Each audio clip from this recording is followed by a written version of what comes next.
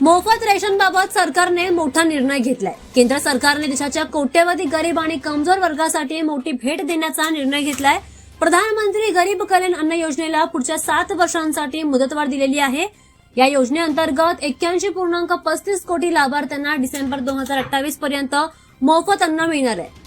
पंतप्रधान नरेंद्र मोदी यांच्या अध्यक्षतेखाली झालेल्या बैठकीत हा निर्णय घेण्यात आला आहे। या योजनेचा उद्देश देशातील कोणताही गरीब उपाशी राहणार नाही याची काळजी घेते। ही केंद्र सरकारची सर्वात मोठी खाद्य सुरक्षा योजना आहे। याची सुरुवात कोरोना साथीच्या वेळी मार्च 2020 रोजी झाली होती। याचा उद्देश लॉकडाऊन आणि आर्थिक संकटात गरीब आणि मजुरांना पुरेसे अन्न मिळावे यासाठी केली होती। सुरुवातीला काही महिन्यांसाठी ही योजना राबवण्यात आली। नंतर याची गरज पाहून या योजनेला वेळोवेळी मुदतवाढ दिली गेली।